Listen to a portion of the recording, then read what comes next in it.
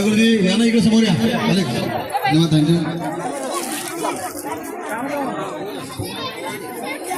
तीर एक कमान, आदिवासी एक समान. भारत माता की जय. भारत माता की जय. वंदे मातरम. वंदे मातरम.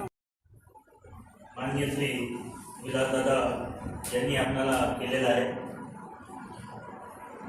मी यांचे सांगत होतो वाडी 15ची गावची, तालुक्याची 25ची वाडी आहे आपली, त्याच्यात आरक्षण आहे.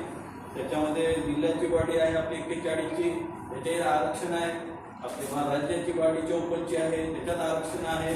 म्हणजे महिला, युवा आणि ज्येष्ठांचे आरक्षण होते. आणि 89ची टोटल बॉडी आहे इतर पदाधिकाऱ्यांना वगैरे मेंबरना घेऊन आपले राज्य. तर आपण ती वाडी बनवली, 4 वेळा दिल्लीला पाठवली. प्रत्येक गावामध्ये हिंडलो, पण अडचण यायचे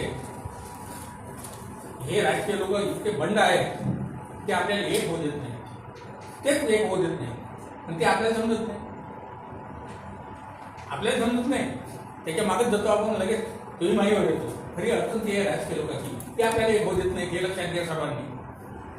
आणि म्हणून संघटन होणं अतिशय महत्वाचं आहे. संघटित झाल्याशिवाय आपल्याला काहीही त्यामधून समाजासाठी मिळत नाही.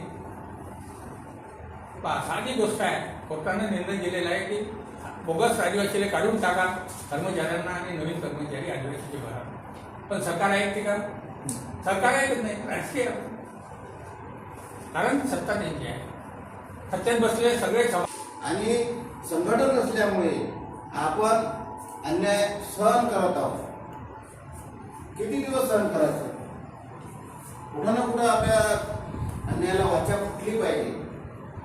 सरकारी दरबारात आपल्याला न्याय भेटला पाहिजे. आपण पाहतो अनेक प्रकरणं आहेत आदिवासीची, त्या प्रकरणात अजूनही कोणत्याही प्रकारचा न्याय भेटलेला नाही. एकटा आदिवासी त्याच्यावर अन्याय होतो, तो जातो न्याय बांधण्यासाठी, परंतु तो एकटा असल्याने त्याला न्याय मिळत नाही. त्याच ठिकाणी जर संघटने माध्यम या ठिकाणी प्रदेश महासचिव वाघमारे साहेबांनी खरंच आपल्याला मोलाचं मार्गदर्शन केलं. या ठिकाणी त्यांनी सांगितलं की बा आपल्या याच्यामध्ये खूप मतभेद होत असतात, त्या ठिकाणी आपण त्याचा मतभेद होता. अखिल भारतीय आदिवासी विकास परिषदेचे प्रदेश अध्यक्ष मान्य रामसाहेब चव्हाण यांनी दिनांक 12 मार्च 25 रोजी वाशिम व अकोला जिल्ह्याचा संघटना बांधणीचा दौरा केला.